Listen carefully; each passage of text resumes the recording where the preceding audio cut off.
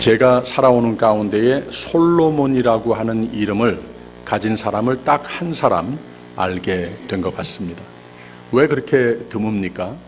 이름이 좋지 않기 때문에 그렇다는 거예요. 그 이름 자체가 좋은 것이 아니라 그 이름을 오리지널 소유자가 처음은 좋았는데 결과적으로는 좋지 않게 인생을 마감했기 때문에 많이 그렇게 자녀들을 솔로몬이라고 이름 지어주지 않습니다. 생각을 해보면 다윗에 비해서 솔로몬이 훨씬 더 난 사람이라고 말할 수 있겠습니다. 믿음이 좋았습니다. 처음부터 왕 위에 오르는데 그 큰 권위를 절대 남용하지 않고 하나님의 영광을 위해서만, 나라를 위해서만, 내가 왕 위에 오르면서 얻을 혜택이 그렇게 많이 있을 텐데도 이거 전혀 신경 쓰지 않았습니다. 원치도 않았습니다. 그냥 나라를 위해서만 덕이 되도록 부들부들 떨면서 하나님께서 지혜해 주셔야 되겠습니다. 이게 무슨 말인가 하면 히브리 사람들이 지혜할 때에는 하나님의 영이 내 영을, 마음을 지배하여야 되겠습니다. 이 말입니다. 그래서 하나님께서 내 마음에, 내 삶의 주인이 되어야 하겠습니다. 이렇게 참 귀한 하나님께서 이 나라를 다스리라고 왕 위에 자리를 주셨으니 이건 내가 하는 것이 아니고 이제는 내 생애는 끝났고 하나님께서 마음대로 내 삶을 하나님의 것으로 하셔야 되겠습니다. 하나님이 도와주셔야 되겠습니다. 이렇게 고백을 하는 겁니다. 이런 마음밖에 없었습니다. 이런 순수한 믿음밖에는 없었습니다. 그래서 하나님은 솔로몬에게 지혜로 축복도 하셨지만 또 함께 하셨지만 부와 명성과 다윗을 훨씬 능가하는 차원의 축복을 다 해 주셨습니다. 그래서 전 백성은 물론이고 인근 지역과 다윗을 잘 알지도 못했던 아주 먼 나라의 왕들까지도 솔로몬을 거의 우상화하듯 존경하고 천문학적인 재물을 갖다 바치기도 하고 그랬습니다. 근데 하나님은 축복하시고 백성의 칭송을 받고 타국의 존경을 받아서 해상무역도 엄청난 성공을 누려서 나라에 큰 덕을 끼치는 왕이 됐는데 문제는 솔로몬은 자신의 부와 명성과 권력을 하나님의 뜻에 벗어난 믿음과 나라를 위해 오직 겸손한 하나님만 오직 의지했던, 하나님 영광만 오직 바랬던 그 오리지널 프레이어, 하나님 나에게 이 지혜만 주시면 되겠습니다 했던 그 마음이, 그 믿음의 내용이 변했습니다. 그렇게 큰 부와 명성과 권력을 잘 선용하지 못하고 자기 자신의 궁과 자기 자신의 삶을 자신이 감당하지 못할 정도로 더 크게, 더 많게만, 더 욕심스럽게 확장은 하는데 하나님과는 점점 더 멀어지고 말았습니다. 그러더니 자신의 1000명에 이르는 왕비를 두고 이 신앙과 상관없이 바로 1000명이라고 하는 왕부를 곁에 두고 그것까지도 문제인데 그들의 신앙, 그들이 가지고 있는 신앙과 종교를 쫓아가기 시작을 했습니다. 여기까지 생각을 해보면 솔로몬이 큰 죄를 범하기 시작을 한 것은 맞는데 따지고 보면 다윗하고 비교를 하면은 다윗의 죄가 더 컸습니다. 자신에게 충의했던 우리아의 아내를 범한 죄도 있었고 또 그 죄를 감추려고 모략을 하다가 결국은 그 남편을 죽인 죄, 이 솔로몬의 죄보다 더 큰 죄라고 할 수 있지 않겠습니까? 근데 왜 아직까지도 다윗의 이름은 많은데 솔로몬이라고 하는 이름은 없는가? 이 후에 문제가 됐습니다. 다윗은 나단 선지자를 통해서 하나님이 경고를 했을 때 즉시 전적으로 회개하고 하나님의 은혜의 손길을 그 삶에 다시 회복했습니다. 아, 내가 이렇게 벗어났구나. 하나님을 멀리했구나. 또 내가 다 잘 된다고 생각을 했을 때 하나님을 멀리하기도 하고 예배도 드리지도 않고 말씀을 멀리하고 기도도 하지 않고 그랬더니 이렇게 죄를 지게 된 것이구나. 하나님 앞에 두 손을 들어 항복하고 회개를 했습니다. 하나님의 은혜의 손길이 그 삶에 다시 회복이 됐습니다. 그래서 나중은 다 잘 되지 않습니까? 솔로몬은 그렇게 하나님을 떠나고 자신의 권력과 명성에 도취해 가지고는 마음대로 이방신을 예배하고 자신의 부와 권력을 천방지축, 흥청망청, 과분한 사치로 웨이스트하는 가운데에 하나님께서 찾아오십니다. 스탑하라고, 고만하라고 경고를 하셨는데 그 마음, 그 처음 나에게 나왔던 믿음 지켜야 되는 것이야. 그래야 넘어지지 않고 미래에도 잘 되는 것이다. 경고를 하셨는데 솔로몬은 바로 이 시점에서 인생의 가장 큰 실수를 한 겁니다. 지금까지 지은 죄보다 가장 큰 실수가 무엇인가? 회개를 안 했습니다. 인정을 안 했습니다. 성경은 솔로몬은 아버지 다윗과 같지 아니하였고 그것이 하나님 앞에 큰 악을 행한 것이라고 기록을 하고 있습니다. 이렇게 두 번 하나님이 나타나셨는데 솔로몬은 그냥 하나님을 등지고 자기 자신 섬긴 다른 신을 좇는 큰 죄를 그냥 끌어안고 살겠다고 선택을 한 겁니다. 그래서 하나님은 내게 축복했던 모든 것, 너 자신도 다 망가질 것이고 내 나라도 위태롭다가 망가질 것이라고 선포를 합니다. 그래서 솔로몬이라고 하는 이름이 거의 없는 겁니다. 지난 수요일은 이 말씀을 보면서 교훈을 얻어서 잘 될 때 잘해야 되는 것이다 결론을 함께 맺었습니다. 시작이 좋은 것 좋은 것인데 끝이 좋은 것이 더 좋은 것이다 라는 말입니다. 현재가 좋은 것 참 좋은 것인데 나중도 좋아야 하는 것, 이것이 더 좋은 것이다. 세상의 모든 것은 항상 건강을 유지하고 늘 자라야 합니다. 목적의식이 분명해서 늘 성장을 하고 있어야 건강한 것이고 그 생명체의 결론적인 목적을 이루게 되는 것 아니겠습니까?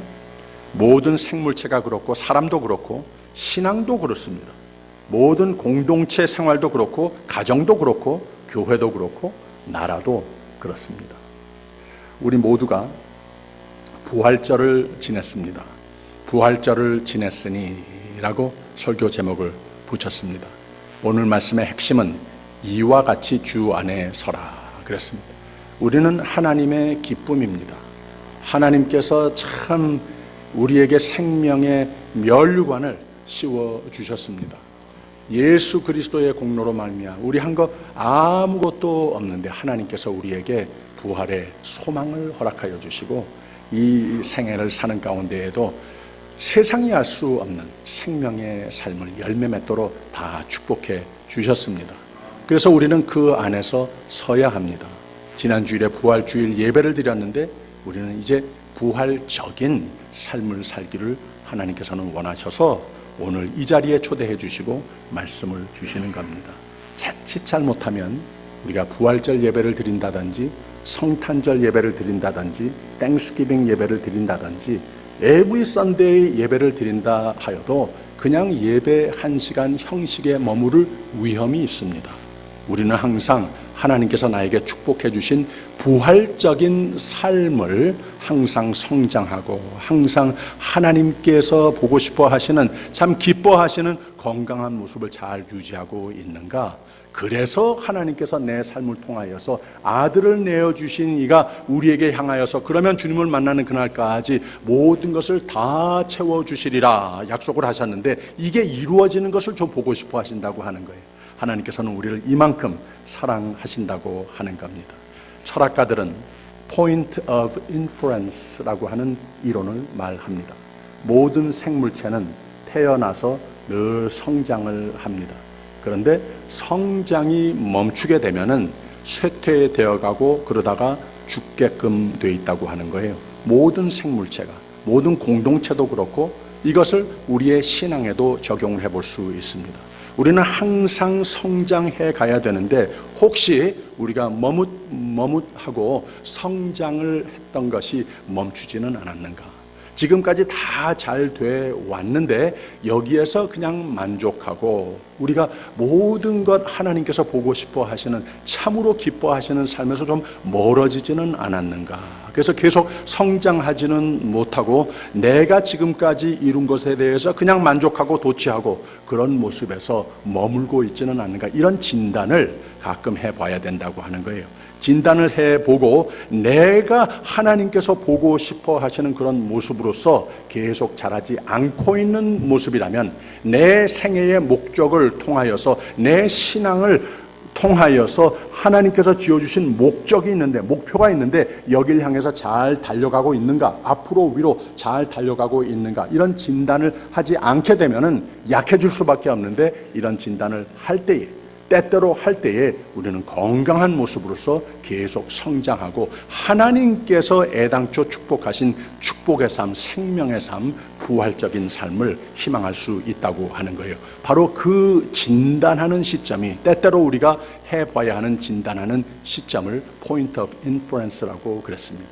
이걸 잘 할 때 우리는 계속 향상하면서 하나님께서 지어주신 그 목적을 이루게 된다고 하는 겁니다. 안 하면 잘 안 된다고 하는 거예요.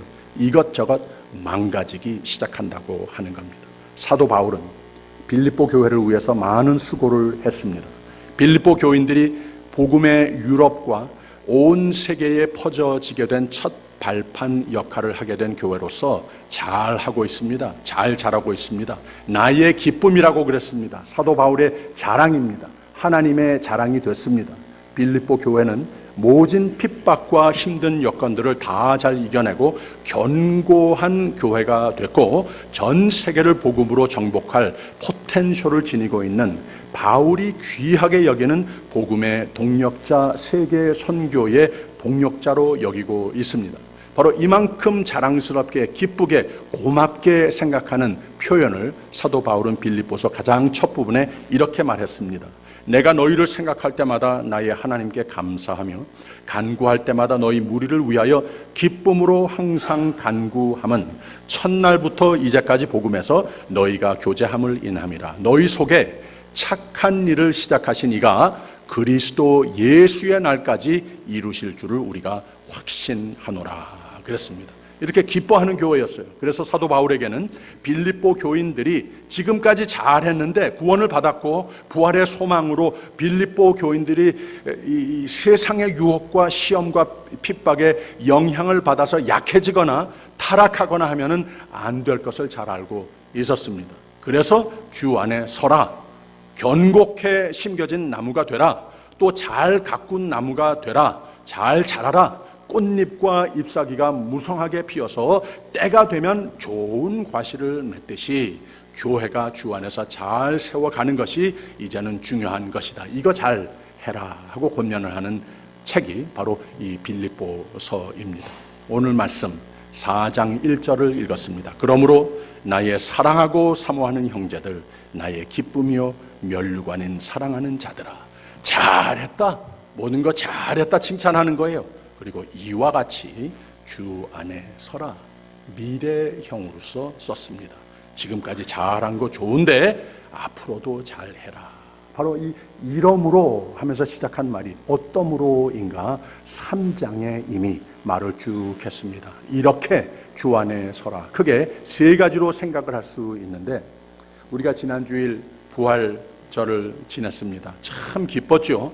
참 든든한 기쁨으로 우리 다 함께 예배를 드렸습니다. 이렇게 모여서 예배 드릴 때마다 하나님께서 채워주시는 이 기쁨, 얼마나 감사한지 모릅니다. 이 든든한 이유가 분명히 있습니다. 예수 그리스도의 공로이므로 예수께서 기뻐 머리가 되시는 교회가 됐기 때문에 든든한 것이고, 우리의 믿음과 충성으로, 여러분들의 믿음과 충성으로 다 하나님께서 축복해 주신 든든한 기쁨으로 넘치는 예배와 모든 교회의 활동이 된다고 하는 거예요. 근데 앞으로 더 잘해야 된다고 하는 거예요.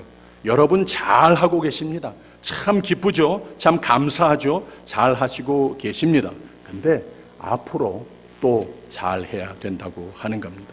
해피 이스터 하면서 구원을 찬양하면 참 좋은 것인데, 이제는 부활적인 삶을 추구해야 된다고 하는 말입니다. 홀로 서야 합니다. 더 잘해야 됩니다. 사도 바울은 세 가지로 이것을 권면합니다. 3장 7절에 보면 이런 말씀을 했어요. 그러나 무엇이든지 내게 유익하던 것을 내가 그리스도를 위하여 다 해로 여길 뿐더러. 우리가 주 안에서 굳게 서기 위해서 부활적인 삶의 열매를 맺기 위해서 내게 유익하던 것을 해로 여기는 삶이, 이런 다짐이 있어야 된다는 거예요.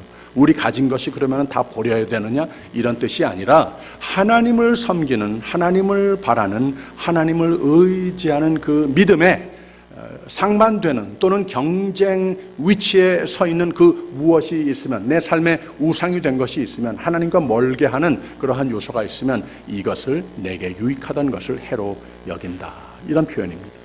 내게 유익한 것은 자기 육신에 유익한 것을 말합니다. 육신에 대한 것을 자꾸 주장하다가 보면은 세상이 부각되고 예수님과는 멀어질 위험이 있다고 하는 그런 말입니다. 이런 사람들이 마음속에 다른 것들이 들어있기 때문에 순수한 마음은 없어지고 예수 그리스도보다 세상을 더 내세우는 모습으로 변질될 수도 있다고 하는 거예요. 본의 아니게 교회 안에서도 그런 모습을 많이 볼 수 있습니다. 본의 아니게 목회자의 삶에서도 그런 것을 많이 볼 수 있다고 하는 거예요. 그래서 사도 바울은 자신의 그런 요소가 되는 것들, 세상적인 자랑을 모두 해로 여겼다고 이렇게 표현을 했습니다. 왜? 포커스가 세상이 됐을 때 자신도 영적으로 쇠약해지고 그리스도인을 예수 그리스도로 인도하는 삶보다는 오히려 예수 그리스도를 핍박하고 하나님께로 나와야 하는 사람들 중간에 딱 서서 막아버리는 존재가 될 수도 있는 것을 경험했기 때문에 그렇다고 하는 겁니다. 바로 그것이 애당초 다윗이나 솔로몬이 애당초 하나님을 멀리하고 기도 안 하고 죄를 짓게 된 경우였었다고 하는 말입니다. 하나님은 나 자신이라든지 내가 가지고 있는 모든 것이라든지 세상적인 자랑 내세우는 사람은 기독교 역사상 한 번도 쓰신 적이 없습니다. 절대로 사용하지 않으십니다.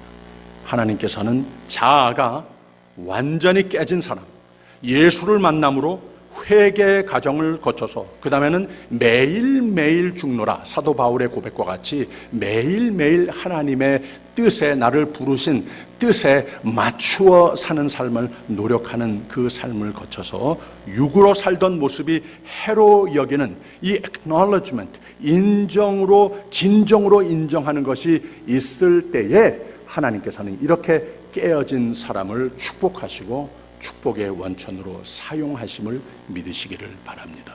두 번째 사도 바울이 권면하는 말은 고상한 지식이라고 했습니다. 모든 것을 해로 여긴 이유를 설명합니다. 모든 것을 해로 여김은 내 마음과 삶을 이런 것으로 비웠으면 거기에다가 무엇으로 채우는가? 3장 8절에 또한 모든 것을 해로 여김은 내 주 그리스도 예수를 아는 지식이 가장 고상함을 인함이라 라고 말씀했습니다. 예수 그리스도를 아는 지식, 구원을 받게 한 것 맞죠? 이렇게 구원을 받게 한 지식은 우리로 하여금 예수 그리스도를 본받아 살게 하기도 하지만 예수 그리스도를 세상에 소개하는 그 흔적이 나타나는 삶도 되게 하지만 이렇게 쓰기 위해서 하나님께서는 우리의 필요한 모든 것을, 내가 바라는 것을 영원토록 초월하는 차원으로서 항상 책임지고 채워주시는 삶이 된다는 거예요. 그래서 이 부활적인 삶으로 경고케 하나님의 사람들이 세워져서 죄와 악의 유혹에 넘어가지 않는 삶으로 지켜주신다고 하는 겁니다. 이렇게 예수를 아는 지식이 가장 고상함으로 사도 바울은 자신에 있어서의 여러 가지 인간적인 장점들과 학문적인 지식들, 그리스도를 아는데 방해가 된다면 이 모든 것을 다 해로 여기는 다짐을 하더라는 거예요. 오늘 우리 그리스도인들도 예수 그리스도를 아는 지식이 가장 귀하고 고상함을 깨달아야 합니다. 예수 그리스도 한 분만으로 만족하고 자부심을 갖는 신앙인이 돼야 합니다. 그래야 우리가 섭니다. 그래야 우리는 자랍니다. 그래야 부활적인 삶이 됩니다. 그래서 가장 위대한 지식, 예수 그리스도를 아는 지식이 형성되기 위해서는 우리는 잃어버리는 경험도 많이 해야 합니다. 보세요. 내가 그를 위하여 모든 것을 잃어버리고 배설물로 여김은 그리스도를 얻고 라고 말을 했어요. 이게 애당초 다윗과 솔로몬의 문제였습니다. 다윗은 다 필요 없다. 하나님이 함께 하시면 다 됐다. 솔로몬은 오직 지혜뿐 나 바라는 것 없습니다. 근데 왜 죄가 들어왔는가? 그 애당초의 가장 귀중한 진리를 잊었다는 거예요. 예수 그리스도의 가장 고상한 그 지식을 내 마음에, 생각의 삶에 담는 하나님을 가까이 하는 삶, 하나님께 붙어 살아야 한다고 하는 이 진리를 제쳐놓게 됐다고 하는 겁니다. 사도 바울은 내가 사는 것이 곧 그리스도이시다. 그리스도께서 내 안에 사시는 것이다. 그래서 하나님이 사시는 것이 내 삶이 됐고, 내가 사는 것이 이 세상에 살고 있지만 하나님이 나를 통해서 사시는 것이다. 이런 표현을 했어요. 사도 바울도 그 비슷한 표현을 이 빌립보서 3장 9절에서 다시 하는데, 그 안에서 발견되게 함이니 내가 가진 의의는 율법에서 난 것이 아니요 오직 그리스도를 믿음으로 말미암은 것이니 곧 믿음으로 하나님께로서 난 의라 그랬습니다. 예수께서 내 안에, 내가 예수 안에 발견되면 진정한 행복을 발견한다고 하는 겁니다. 이것이 하나님께서 기뻐 내 삶을 내 집 삼으시는 참으로 부활적인 삶의 비결이 된다고 하는 거예요. 예수님도 요한복음 15장에서 그 같은 설교를 하셨어요. 내가 참 포도나무요 내 아버지는 그 농부라. 무릇 내게 있어 과실을 맺지 아니하는 가지는 아버지께서 이를 제해 버리시고 무릇 과실을 맺는 가지는 더 과실을 맺게 하려 하여 이를 깨끗게 하시느니라. 너희는 내가 일러준 말로 이미 깨끗하였으니 내 안에 거하라. 나도 너희 안에 거하리라. 가지가 포도나무에 붙어있지 아니하면 절로 과실을 맺을 수 없음 같이 너희도 내 안에 있지 아니하면 그러하리라. 나는 포도나무요 너희는 가지니 저가 내 안에 내가 저 안에 있으면 이 사람은 과실을 많이 맺나니 나를 떠나서는 너희가 아무것도 할 수 없습니다. 그렇습니다. 여러분은 행복인 줄 알고 붙들고 있는 것이 오히려 행복을 앗아가버리는 경험은 해보지 않으셨습니까? 내 주위에 그런 사람들을 보지는 않았습니까? 하나님께서 우리를 가장 고상한 지식을 얻기 위해서 우리에게 세상적으로 유익하던 것을 해로 여기고 예수 그리스도 안에서 하나님의 의의를 소유하라고 초대하시는데, 하나님의 의의는 우리를 구원에 이르게 하고 장차 하나님의 영광에 참여하게 해주시는 것은 물론이지만 우리가 매일매일 이 세상에 사는 가운데에도 부활적인 삶, 들리워 사는 삶, 하나님께서 불러내신 삶, 하나님께서 항상 축복으로 보호로 늘 주님의 평강으로 채우는 삶이 되심을 믿으시기를 바랍니다. 그 소망, 강건한 믿음으로 살게 되면 기쁨의 삶이 됩니다. 부활적인 삶을 위해서 우리가 해야 할 일이 바로 그겁니다. 마지막으로 견고케 서려면, 부활적인 들리워 사는 생명의 삶이 되려면 목표의식이 분명해야 됩니다. 소명의식, 하나님께서 우리를 하나님의 것으로 부르셨어요. 우리를 불러내셨어요. 우리를 이 세상에 살고 있지만 하나님께서 분명히 지어주신 생명의 목표, 이 목표의식을 우리가 가지고 있는가, 이 의식 구조가 얼마나 중요한지 모릅니다. 그래서 3장 10절에서 14절까지는 이런 말씀을 했어요. 내가 그리스도와 그 부활의 권능과 그 고난의 참여함을 알려하여 그의 죽으심을 본받아 어찌하든지 죽은 자 가운데서 부활에 이르려 하노니 내가 이미 얻었다 함도 아니요 온전히 이루었다 함도 아니라 오직 내가 그리스도 예수께 잡힌 바 된 그것을 잡으려고 쫓아가노라. 형제들아, 나는 아직 내가 잡은 줄로 여기지 아니하고 오직 한 일, 즉 뒤에 있는 것은 잊어버리고 앞에 있는 것을 잡으려고 표대를 향하여 그리스도 예수 안에서 하나님이 위에서 부르신 부름의 상을 위하여 쫓아가노라 그랬습니다. 얼마나 멋있는 목표의식, 목적의식의 선포입니까? 벤자민 프랭클린은 이런 말을 했습니다. No plan is a bad plan 이라고 그랬습니다. 우리가 이 세상에 사는 가운데 단 하루를 살아도 목적의식이 있어야 성공의 삶이 된다고 하는 겁니다. 사람은 세상에 태어나서 목표를 설정하고 이 목표를 향하여 달려갑니다. 공부도 그렇고 성장기도 그렇고 모든 직업생활하는 가운데에 릴레이션십도 그렇고 가정을 꾸려나가면서도 그렇고 교회의 각각 여러 가지 직분을 우리가 감당하는 데도 다 맞는 말입니다. 목표의식이 얼마나 중요한지 모릅니다. 목적의식이 얼마나 중요한지 모릅니다. 우리가 이 목표의식, 목적의식을 신앙인으로서 가장 잘해야 된다고 하는 거예요. 목표의식이 분명하지 않은 하나님의 사람들은 하나님의 사람인데도 방황하게 되고 결국 쓰러지고 맙니다. 사도 바울은 자신의 삶은 분명한 표대를 향하는 삶이라고 담대하게 고백을 했습니다. 절대적인 가치를 거기에 두었습니다. 목표의식입니다. 사도 바울은 어떠한 삶이 됐으며 그가 세운 목적은 무엇이었는가? 이 간증이지만 교회를 향하여 권면하는 말씀입니다. 바울도 다윗도 솔로몬도 세운 애당초 목적의식은 다 동일했습니다. 우리 모두도 부활절을 예배한 우리 모두도 동일한 목적의식이 있어야 된다고 하는 거예요. 우리는 부활적인 삶을 살으라고 하나님께서 이미 정하신 구별한 사람이라고 하는 것을 단 하루도 잊지 마시기를 바랍니다. 12절에 보면 내가 이미 이루었다 함도 아니요 온전히 이루었다 함도 아니라 오직 내가 그리스도 예수께 잡힌 바 된 그것을 잡으려고 쫓아가노라. 다른 표현으로 말하면 성령 충만했더니 내가 예수께 그저 붙잡혀 사는 삶 그것뿐 없다고 하는 고백을 하고 있는 겁니다. 우리도 그런 고백을 할 수 있어야 하는 겁니다. 그래서 우리에게 이 50일의 부활 계절을 축복해 주신 겁니다.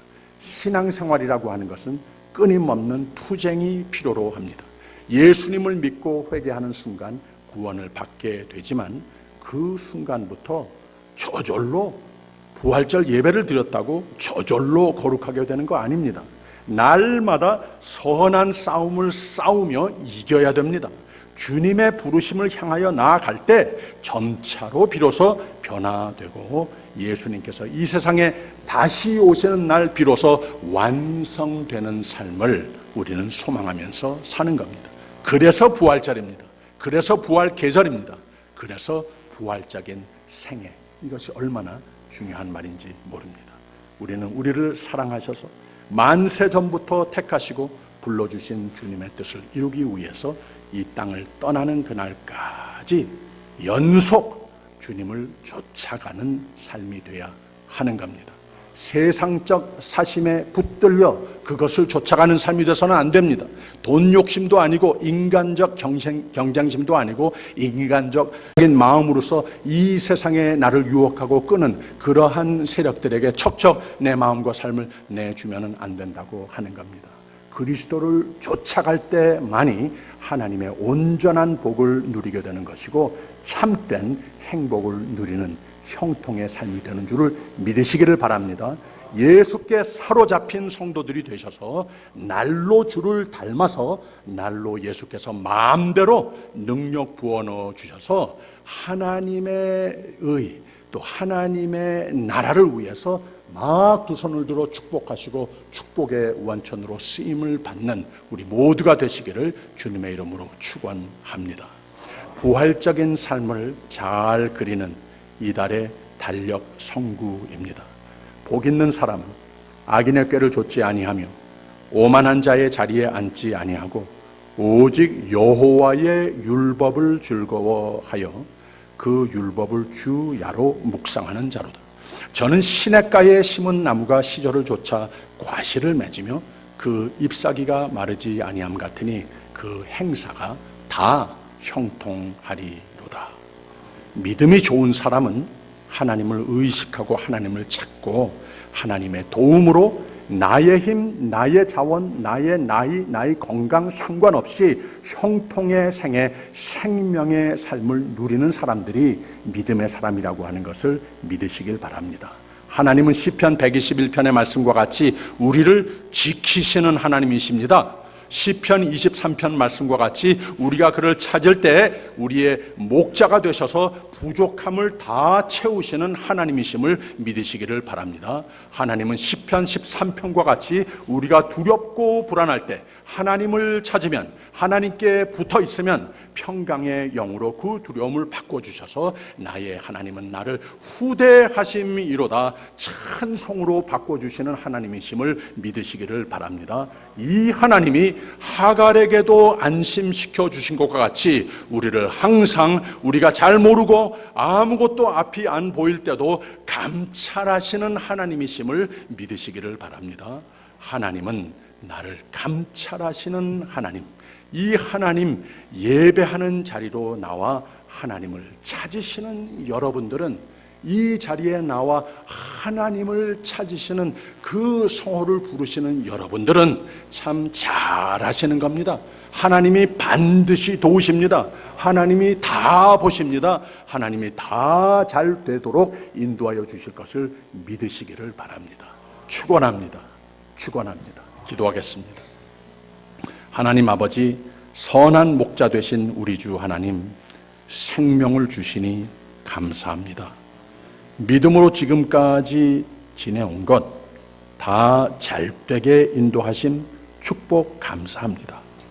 나도 선한 믿음과 충의로 주님을 따라서 하나님이 이미 축복하신 더 잘되는 열매를 맺는 부활적인 삶이 되게 하여 주시옵소서.